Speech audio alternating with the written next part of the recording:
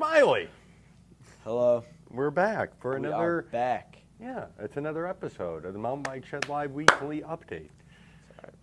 Yeah, I thought it was summer. I think a lot of us, we just celebrated the 4th of July. So we were around friends and family. And one thing that always happens to me when I'm around friends and family is everybody always asks me about bikes. It's been that way long before I had the shop. If you're a mountain biker, chances are you're wearing something Fox related.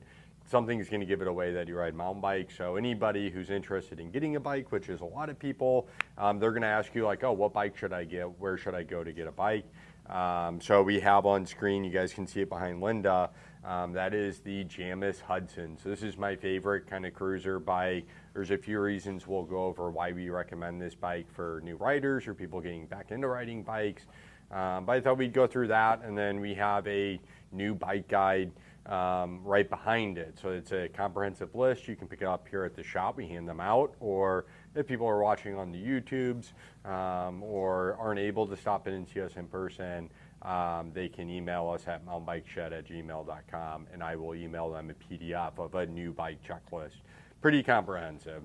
Right. You haven't seen it actually. Let me give that to you. Live reaction right here. So you get the checklist.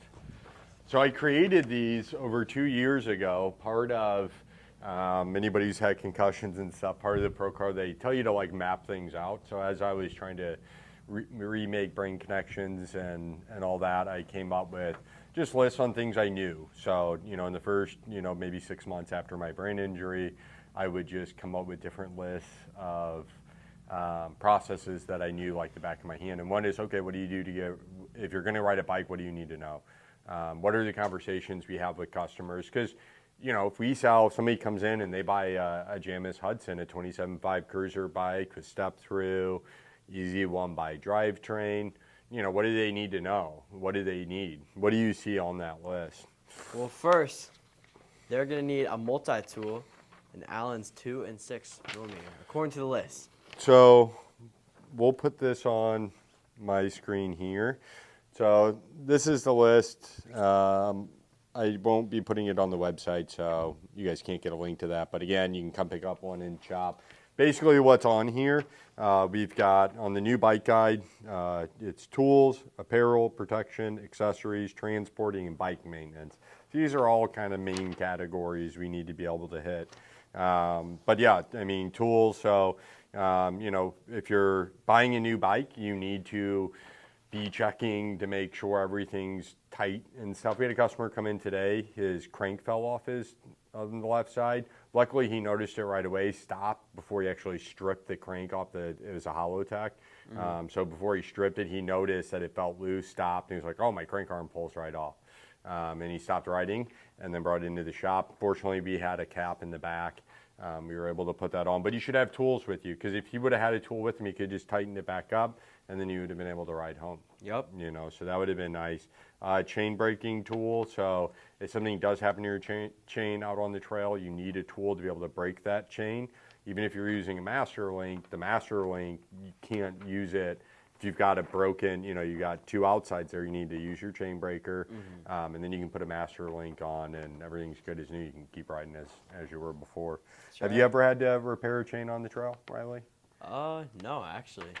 I just get SRAM GX chains, and they're good. You haven't broke a chain on a ride? Well, I don't. You got to shift correctly, A lot of people like to slam their gears on the downhill or slam it on the uphill. If you just keep it consistent and then you keep it maintained, I've never really had a problem with it. Yep, and if you don't miss-shift, so shifting under load or mis-shifting or, a lot of times improper shifting can cause you to break a chain too. But keep it lubed, keep it clean, keep it fresh, and you're good to go. Yeah. Carry an extra master link with you. I'm sure that's in the list here. But so if you're buying a new bike, especially if you're going to go mountain biking, but even if you're going to ride path bike or whatever else, good to have a little tool bag or in your backpack have a multi-tool. So you're going to have all your Allens 2 through 6. Those are the most important ones. You're going to have a chain brake tool, and then it's good to have a screwdriver, especially on these kind of lower end hybrid bikes or even your entry level Hardtails, the derailleurs, if it's not a 1x system or it's not something clutched, they're probably going to need the Phillips for that. Yep. Preferably something JIS, but you know. Yep. Crank Brothers makes nice tools, have 5-year warranty. Even if you round them out, they tend to warranty those, so that's good to know. And I would recommend Crank Brothers tools more than anything. So yeah, have multi-tools, have a chain breaker, and on your multi-tool, you could get a multi-tool, like Crank Brothers has the M17, I think is where it starts. M17 has the chain. Yep. So chain tool, screwdriver, and then all your Allens 2 through 6 might even have an 8 or a way to make an 8 on there. So that's why that's cool. You should also have a flat repair kit. So if you're running tubeless, you're going to want, either way, you're going to need tire levers. If you're running tubeless, have plugs. I like Dyna plugs. You know, people use stands, people use just bacon strips, whatever. Or if you're running tubes, then you need to have a tubeless patch. Or an extra tube is really, I don't like patching tubes unless, the only way I'm patching a tube if I've already used my spare tube, and I get another flat somehow, then I'll, patch a tube, obviously. But have you ever had to repair a flat on trail side? Too much. Too much. And have you used, you run tubeless because you're mountain biking. Do you just put a plug in, put air back in, and rock on, or what happened? Typically, it goes as bad as it can. You get a big gash or something in your sidewall. Big gash or the rim. Until I got new carbon rims, and then I got Cush Core. Now I'm fine. But I had race face AR30 rims. So anytime my tire's flat, my rim was also gone. I think I had I broke that rim 3 times. And I keep ordering the same one, which is a terrible mistake. I don't think I have the race face rims are probably my least favorite. They're terrible. Yeah. I mean, it was every single time. I'd be, oh, my tire's flat? Oh. Listen, we're supposed to be talking about new bike guides, not our least favorite. All right. So yeah, carry an extra tube. And even if you're running tubeless, good idea to carry a tube with you, because if you do get a big gash in your sidewall, doesn't matter how many plugs you have, that's not going to fix your problem. You're going to need to put a tube in. We recommend most people just carry a 27.5 tube. 27.5 tube, you can put in a 26, you can put it in a 29, or you can put it in a 27.5. So a 27.5 tube is a good one to carry. That way you're always going to be able to help whoever comes up. And the same goes, hopefully, I don't have master links in here. That's hilarious. But master links I normally recommend for people. If you have a 12-speed master link, it's not going to work on a 10-speed. But a 10-speed master link will suffice and to get you back to your car or whatever on a 12-speed. So you can't go with the thinner chain, the master links from thinner chains on the fatter chains, but you could go from fatter chains on the thinner. Now maybe like an 8 or 9-speed master link probably would not be great on trying to get that to work on a 12-speed, but 10-speed, 11-speed you can put on 12 to get you back. So that's important. So yeah, flat repair kit, tire levers, most important thing, an extra tube at minimum. Those 2 things will get you going. And then obviously you're going to need a pump. So frame-mounted tire pump. Doesn't have to have a gauge on it. For mountain biking, Toe Peak has the Mountain D8, dual action, fat tube. If you have an old pump, get a new pump. New pumps work so much better. You know what I mean? Don't be there in the heat, for 1,000 pumps. You got the CO2 on this? No, I don't like CO2. You don't like CO2? No. I probably should, because I own a bike shop, so, right. If I told everybody CO2 is the best thing to use in the world, everybody would just be buying CO2 all day. Well, I recommend CO2. Me too now that I think of it. CO2 is the best. I mean, it's a lot why do less I even space. sell pumps? No, I always mess it up. It's just too many. I don't use them enough to remember the process, so then every time I go to use one, let's give everyone a guide real quick. Switch it to me. All right, Riley's going to give you I'll zoom in too. An example, all right? Mr. Producer. Here's the MSW pump, right? All you have to do, this is it, all right? Just zoomed in. Right here, you screw on. Correct, but I never know which one's in the off position, which is the on position. Let me just show everyone. I've already got it zoomed in. You can just sit We down. got an inflate. Now you're not on camera anymore. You gotta look. Riley, go sit down. I had you zoomed in. All right. I'm good at my job. You just got to trust me. I'll trust you. Clearly, as Adam did not see, there's an off and an inflate switch. Maybe. So, and then all you have to do is just screw this into that, and then you thread this on to your valve or Schrader or whatever you got, and then you twist it to inflate, and then that's it. Yeah. So everybody should come to the mountain bike shed and buy CO2s from me every week. Instead of using a pump, they can buy once. I agree. We should all do that. It's so much less space. It is. No, it is. It is nice, especially if you're mountain biking, to have CO2 if you're running tubeless, because if you need to reseat your tire, doing it with a hand pump may not ever happen. So having CO2 to reset that bead, if you blow off your sidewall or something, that would be important. I, however, have never unseated a tire on the trail myself. So it happens, though. Some people ride a bit gnarlier than I do. Some people really ride. Right. Those guys would probably want to have CO2 with them. Oh, yeah. Or behind you, on top, right above your head. I should get you zoomed back out. There is a tank, that Ride Air. You see it? This thing? Yeah, the SKS makes that, and that's a charger, so you can preload that with air, keep it in the trunk, and reset the bead of your tire with a shot of air out of that boy. And you don't have to rebuy that. You can just give me $120 once for that. That's right. No, I think we have. Don't we have it on sale? Is there a sale sticker on it? I'm not gonna lie, this is $70. Yeah. So this That's might be an old tag though. Yeah. So we'll sell it for $70. Let's go. So pick it up for $70, but make sure you set it in the Have podcast. an explosive can of air in your trunk. Let it heat up back there too. That's a good idea. Yeah, that's no, great. you would fill that with your hand pump or whatever, and then you could feed your car. Well, let's No, recommend pretty cool. they do that on the spot, not just keep it charged up in the back of their trunk. Focus. My bad, Adam, my bad. All right. So, yeah, that's all stuff you should be carrying with you. But the other tools you may not think that you need, chain wear indicator. So there's no-go gauges that we sell. They're actually not over here by the chains. But chain stretch is something you need to be looking at. If you allow your chain to stretch past the manufacturer's recommended limits, thank you. Shout out to me. By the manufacturers, this is a no-go gauge. Literally, you just hook one end into your chain, and the other side falls in. If it falls in, then you're past 0.5. Then you need to change your chain.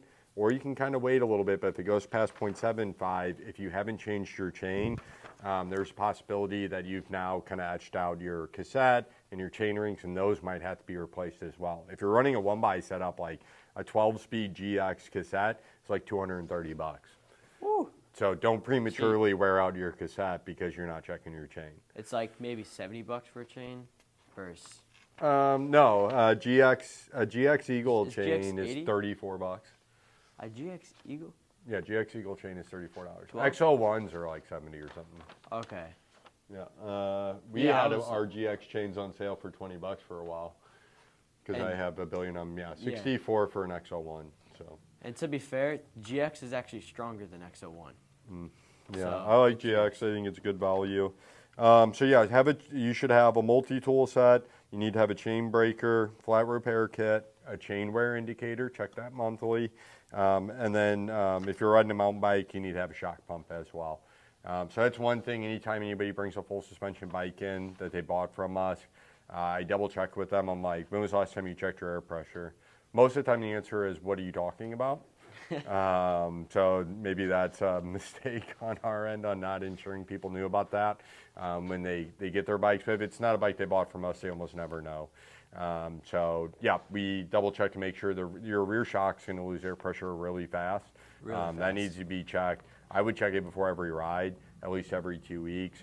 For sure. And then your fork you can get away with every month or so. You can get away with it. Yeah, it's a bigger value, or it's a bigger chamber under less pressure, so it's going to hold its pressure better. But even elevation changes, temperature changes, or literally just the amount of air that leaks out of the Schrader valve on your rear shock, like that's a huge air loss area, is that valve. Yeah. So, it's going to, you're talking 200 PSI or so on most people's bikes. Yeah. Well, rear shocks are super sensitive. Do you check yours before every ride? Oh, yeah. Yep. Well, you kind of just have to. And Just like especially your in air pressure? Missouri. In Missouri, the weather changes so much. It's all over the place. I agree. It loses fast. Yeah, so you want to check your tire pressure and your shock pressure, your rear shock pressure before every ride. So, yep, very important. I'll do apparel. Yeah, and we kind of explain all that on this whole sheet. So like I said, if anybody wants to come pick that up, they can. On the fork, basically it says there's a chart for the PSI on your left stanchion. So yeah, if you're trying to figure out how much air is supposed to be in your fork. Let's say you have a shock pump, but you forgot to check it and you forgot what they said at the shop you need to put in. Then on the left stanchion of your fork, it will have a chart based on your weight for PSI. Those are fairly accurate, so go with that. Or there's a barcode sometimes. Yeah, and then on the rear shock, you can Google your bike, and the manufacturer will recommend something for you. Typically in shops, especially if someone's new on full suspension mountain bikes, or just really anybody riding in the mid, like our trails, mostly cross-country type of stuff. So I typically will make those bikes sit closer to 20% sag, whereas maybe manufacturer recommendations are going to be closer to like 25.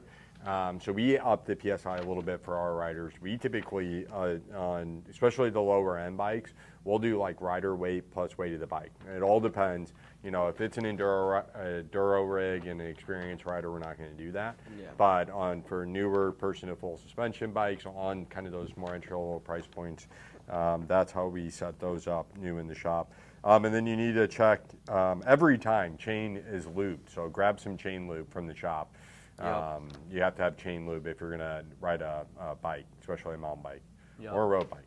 You have to clean your chain. Every bike that comes in for service, even mountain bikes, have the dirtiest drivetrains. The pulley wheels on your derailleur, clean those. Especially that, yeah. It's so satisfying to clean them too. It is. It's like a whole snake. Yeah. You can use a screwdriver on it if you need to. That way you keep your fingers away from it. Back pedal, that way don't spin forward and clean your chain. Get down into your high gear and then back pedal, so that way your fingers are farthest away from the wheel as possible, but you don't want to get your finger in that wheel. You don't want the wheel spinning. Yeah. So back pedal. Slowly. Don't do it fast. All right, Slowly. I'm going to do the apparel section. All right, so yeah, that's all the tools we say people need. We say they need a multi-kit, they need a flat repair kit, they need chain wear indicator, and a shock pump. Yep. So 4 things. Easy. For apparel, a cycling jersey, or just a shirt that's breathable in the summer, or just comfy and warm in the winter. Yeah, so a cycling jersey is going to be made of a tech material that doesn't stick to your body when it's sweaty. So a lot of these mountain bike jerseys, some of them feel kind of thick. We also have ones that feel really light and breathable. Some of them feel thicker, and that's actually to give protection.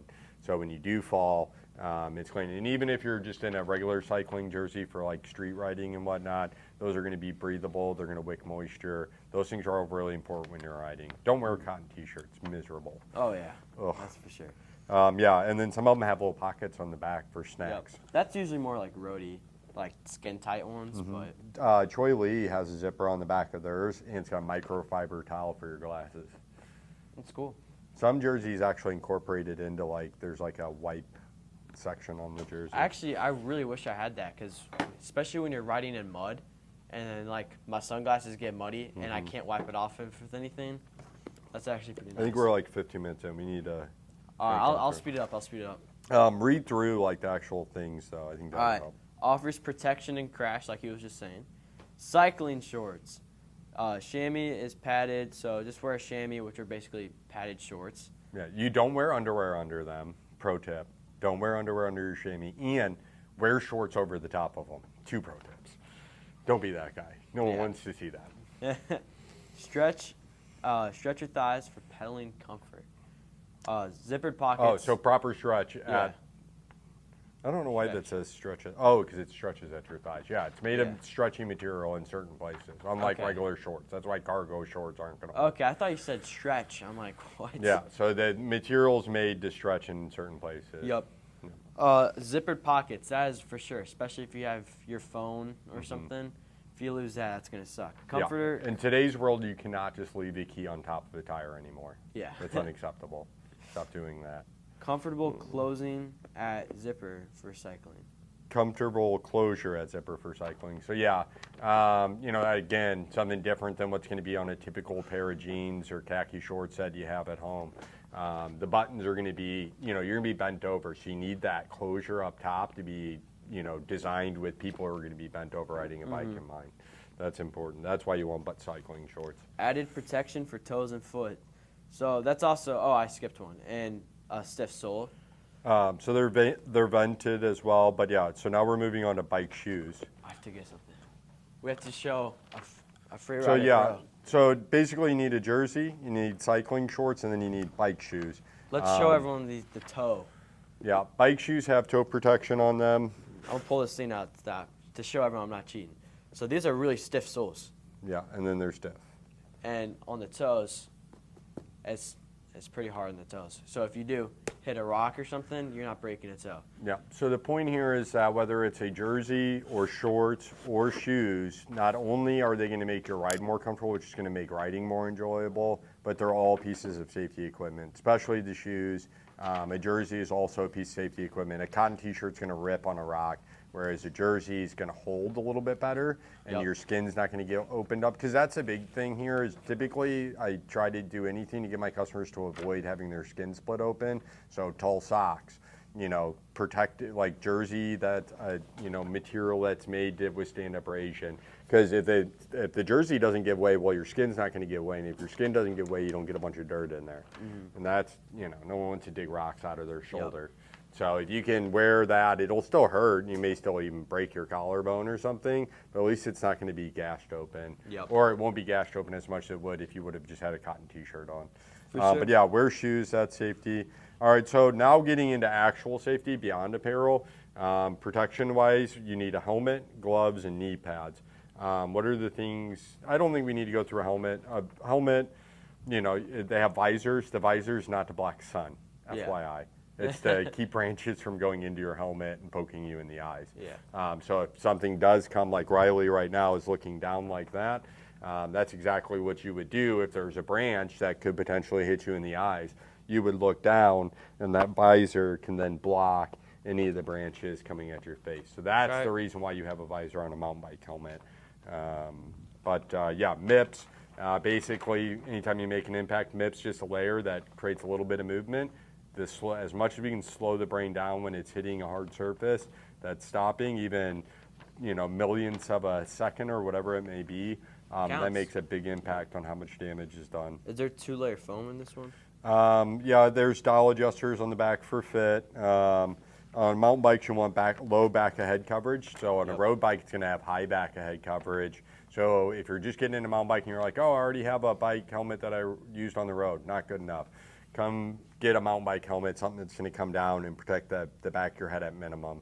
Do that. And if you're mountain biking, consider a full face helmet even. So definitely have a mountain bike helmet on if you're mountain biking, but really consider maybe a full face. You don't have to be Cam Zink. You don't have to be, Brennan Seminuk to need to wear a full face helmet. I don't care whether you're jumping or not. If you're out on the trails, a full face helmet's a good idea. Well, as someone who took their whole chin off because I didn't wear a full face, I can recommend wear a full face. Yeah, Riley actually has a prosthetic chin.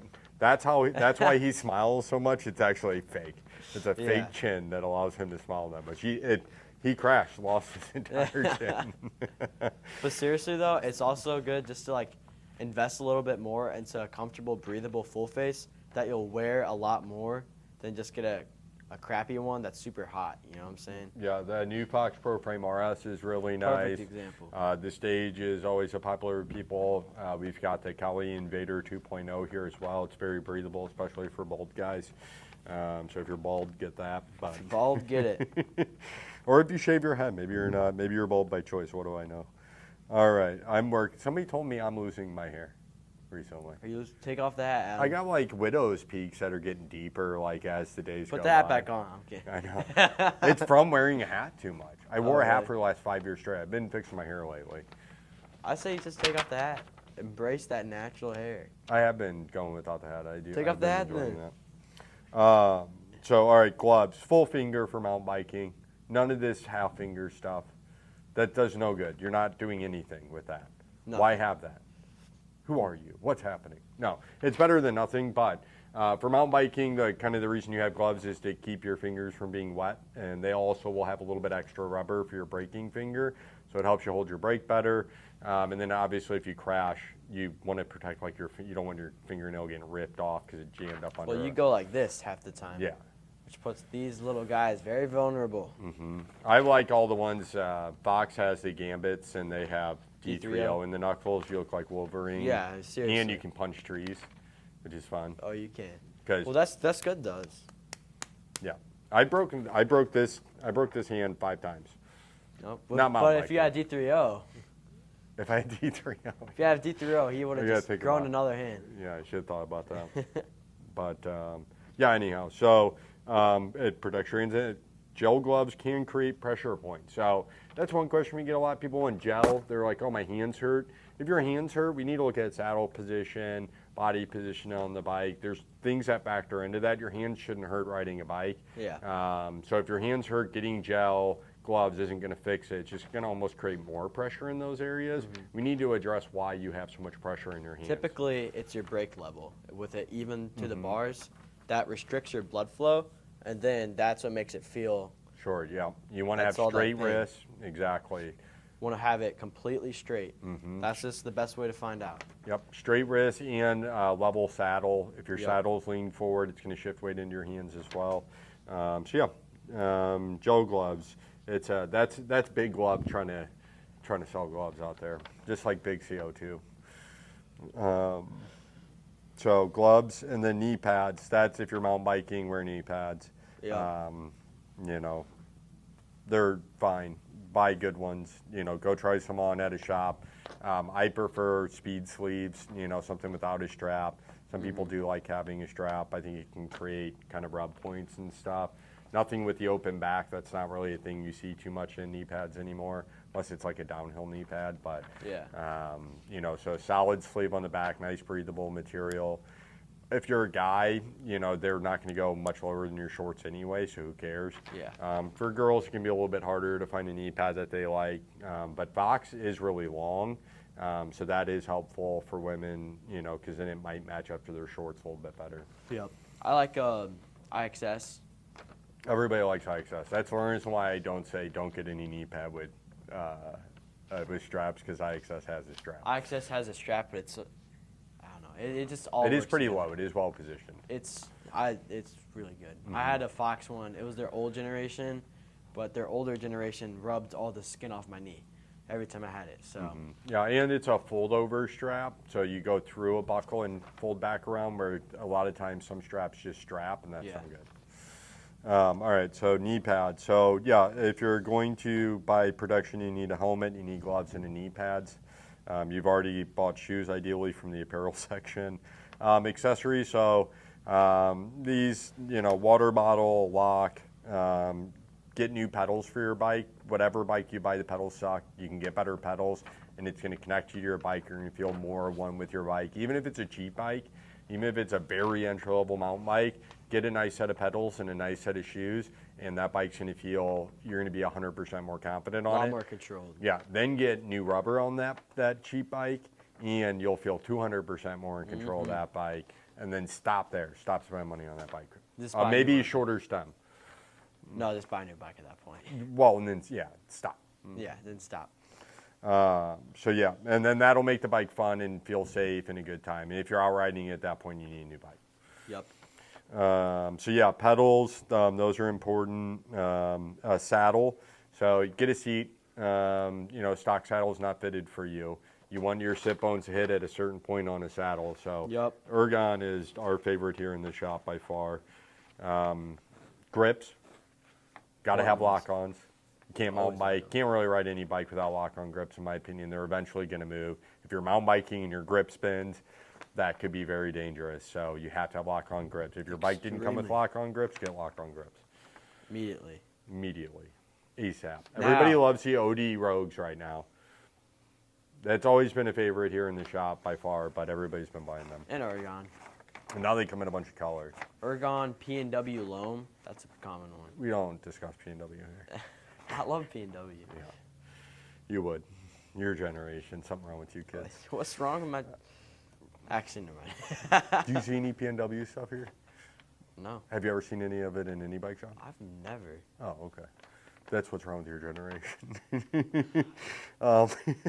Moving on. If you're tubeless, or if if your bike is or isn't tubeless, maybe go tubeless. I don't know why in the accessory section, but I know you love the colored valves. We just got in a load of colored valves. If people check the YouTube channel, they've already been watching for 35 minutes now. Oh, wow. So Might need to speed it up a little. yeah, we've got a bunch that are showing up there. Hey, you got to turn on the camera. Oh, there you are. Yep, colored rock. Fall on my seat. I'm really eager to show everyone. All right. All right, good job. Thank you. Linda's back on cam. All right, so transporting, get a hitch rack if you can, even if you have a car. If you have the ground clearance, get a hitch rack. Or like my Subaru, it was just a lonely old sedan. I lifted it and I put a hitch rack on it. So. Well, you don't have to lift it, but If you have a low car, you'd have to. if you have a low lift car, it. yeah, but. So lift it if you need to. Or put it on a Honda Odyssey and then bottom out the bike. Or rack buy a inside. Toyota Tacoma. That's a lot more expensive than just. Just put it on your minivan. Well, everyone who mountain bikes pretty much has a Toyota Tacoma, so. Or Subaru. Sometimes you have to lift them though. Yep. All right. So yeah, platform style is the best way to go. You can do a roof rack if you're a strong man. Yep. If you're, if you have an SUV and you're not like tall or strong, you're lifting a 30-pound bike over your head after a bike ride. That's a terrible idea. Don't even think about it. Especially if it's an e-bike. Yeah, you can use. I have a C-Sucker. I use on my cars. They're safe to use, but again, like you need to have that strength after your ride to be able to do it, and a lot of people aren't going to have that. I'm pretty strong though, so I was all right. If Adam can do it, you guys all can. I'm kidding. I do a lot of weird things. So no one should really do the things that I do. And then bike maintenance is the last kind of category we list off on our new bike guide. So bike maintenance, if you bought the bike at the mountain bike shed, you should bring it to the shop after your first 100 miles. So we do recommend a break-in period. If anybody ever buys a new bike, after you get about 100 miles on the bike, it should go back to the shop. Let them recheck the wheels, make sure they're still in true, make sure everything's settled in nicely. Your cables might kind of settle into the housing or stretch, they call it. But basically just kind of settling into the caps and the ends there. So have them kind of readjust things, make sure everything's still running perfect for you. Then you're off to the races. Other than that, you can bring your bike into the shop. Maybe, if you're a regular rider, you're not beating your bike up too much, you're not going too crazy, maybe plan on bringing it into the shop twice a year. Once, like around this time when we slow down, and then also check once, in the winter time. These are good times to do that. So, also bring your bike to the shop anytime it's making weird noises. Yep. So if Immediately. It's like going to the doctor. Don't put that off. Your bike makes a weird noise. Take it to the shop if you don't. Because you might be going to the doctor soon if you don't take care of it. Correct. It's really and if bad. we catch issues early, then it could just be tightening and torquing something down. Yep. Or if it makes noise and you're like, oh, I'm just going to sneak in this ride. Well, now you broke a part. Now we got to order you a part. And now you don't have a bike for a Or you break it, injure yourself. ER bills are a lot more expensive Correct. than bike shop bills. Keep it in good repair. Lube your chain every 3 to 5 rides, or when Every dirty. ride. Yeah, or when dirty. Yeah. Yeah. So get good chain lube. We like rock and roll here. Muck-off's pretty nice too. Bolt check. So you need to put an Allen on every bolt to check for movement. If something does move, bring it in. So you bought that multi-tool in the tool section. You already got that. Now you're checking all the bolts on your bike. You're not applying heavy pressure. We don't want to break any like thread lock or anything that might be on there. But you're putting a tool on it and see if it moves. If it moves, it needs to be possibly maybe new thread lock needs to be put on there, but it definitely needs to be retorqued down properly. Yeah. So if you aren't comfortable doing that or you don't own a torque wrench, bring it into the shop. At that point, let us know a bolt was loose. We need to go through and retorque everything, and we'll go through and recheck everything. And just to let everyone know, when you're checking it, it doesn't mean go to every bolt and do it as hard as you can. Right. That just destroys everything. Yeah. If it moves, then that's a problem. But if it stays, you're good. Don't mess with it. Yeah, you're not really putting much pressure at all on it. You're not trying to move it. You're just seeing if it does move. Yep. Because bolts will back out slowly. Oh, yeah. That's why like Shimano brake rotors have like that little metal strap between the two of them to hold tension together so they don't just Center slowly lock. back themselves Their up rotors. through the vibration. Center Mountain lock. bikes vibrate a lot. We're going on trails over rocks and roots and stuff. It's an uneven surface. Your bike's vibrating a lot. Things are going to go loose. For sure. You need to be checking that. Clean your bike. So when you clean your bike, you're going to notice if stuff's loose. That's why it's so important to wipe your bike down between every ride. You should lube your chain, then wipe your bike down between every ride. With some muck off. Some muck off. It's good stuff. Disposable muck off. Come and get it. We have a refill thing. People can get muck off for half price if they bring their old bottles in. bring your bottle, or any bottle, really. Yeah, we're environmentally friendly here. Yeah. You need to air up your tires. Tubeless, you're probably this is weird to say, but 18 to 26 PSI. That's going to vary on your weight and tire size. So, but that's somewhere in there is probably safe. But if you're running a plus tire, you're going to be running less. So, tubes on a mountain bike, typically you're going to be 30 to 35. If you're over 200 pounds, consider staying closer to 35 maybe. Yeah. And if you're under 150 pounds, maybe you can go down to like 22, who knows. But if you'll get pinch flats. That's the most common flat out there. Hybrid bikes are going to be between 40 and 60. 40 PSI can be more comfortable. If you're riding up at 60 PSI on your hybrid bike, it's going to, be a bit of a... Riley's yawn. Always got to get a yawn in the podcast. We should record this podcast before your bedtime. It's not I still got to go to the gym after this. Oh, my goodness. So airing up tires. Last thing, cable stretch. Use chain wear indicator too. So, we already went over that. So that's it. This drug on for the longest time. It's almost an hour-long podcast. I don't know if Facebook's going to allow us to upload this. To be honest. I may have to try to grab a section of it. But, so that was a really confusing look at new bike purchase for people. That is typically the conversation, though, that we have with every customer. Would you not agree? Every customer. Anytime anybody buys a bike, we try to walk them through all that stuff, right? Yep. Rather find out now than find out the hard way. Yeah, and then we also tell customers, obviously we have this guide to get people here, so you can take it home with you, kind of check off things as you get them, or just kind of a guide to what you need. We anticipate when somebody buys a new mountain bike, now granted this is what I used to say 4 years ago, but plan on spending about $500. I'd say at this point, to be realistic, if we're being honest with everybody, when you buy a new mountain bike, you need to plan on about another $750 in expenditures over that first year. So you don't have to do it all at once. That's why, like, when we sell somebody a bike, we say, we'll give you 10% off in the store for the next couple months. Just till you get settled in on the new bike, you just let whoever's checking you out know that you just bought a bike, and they'll give you the 10% off, because it's going to take time to kind of build all those things. You don't need to drop $2,000 on a bike and then spend $750 the same night on gear and apparel. But you are going to need to probably buy a water bottle cage. You might need to, get a helmet. And if you're going to get a helmet, that could be anywhere from $100 to $300 right off the top. So it's a lot cheaper than the ER bill. That's what I say. Yeah, and I mean the nice thing about mountain bike stuff too is it's kind of like buying a good mountain bike. The gear that you're buying here in the shop, the apparel, the pedals, the jerseys, the shorts, the chamois, these are all very high quality. The reason why it's not cheap for any of this stuff, why the shoes are $100, is because they are made well. So they are going to last out there. Obviously, again, if you're pushing limits and crashing every time you ride multiple times, your jersey might rip on the first ride. But the point is, these are all kind of made to take a beating. Mountain biking stuff is strong. It's durable. If you take care of it, it can last you a really long time. So it's a good investment. When you buy a mountain bike tool, as long as you're careful when you use your tool and you make sure your tool's seated proper as you should every time you put it in and turn it, a mountain bike tool is going to last you your entire life. You know what I mean? Yeah, so totally. Take care of your stuff, and this is good quality stuff you get here at the Mountain Bike Shed. It's why people come into the shop rather than going online and buying some P&W nonsense or whatever the heck else Riley buys. I'm just saying they're good grips. No, P&W actually, from what I understand, makes nice stuff. I don't see it very often, so I don't know what that says, but I don't hear anything too terrible about it. It's not like if someone gets like Fuker pedals or something like that. It's like rip the Fukers off, dude. I bought a bike with Fuker pedals. I bet you did. You seem like that.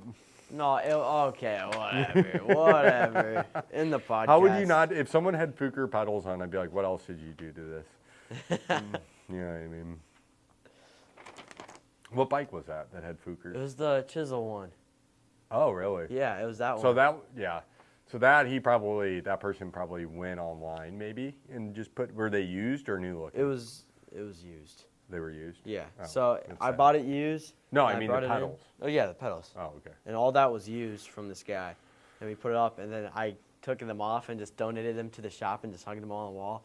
and you're like, some guy brought Fuker pedals into my shop. I'm like, oh. You almost got fired over Fukers. Yeah, I can see that happening. Yep. So. All right, well, we'll wrap it up. We want to wrap this up for an hour. Some folks do complain that we don't make long enough podcasts, so Here we this go. should satisfy those people. Yeah, but Ryan needs to go to the gym now, so. Yeah, I'm going to have to call Zuck, though, and see if he's going to allow me to upload this. I don't know. All right. Well, I guess next week we'll see everyone again, and maybe we'll go through a different list, or maybe we'll never do a list again. I don't know. Subscribe and tell us.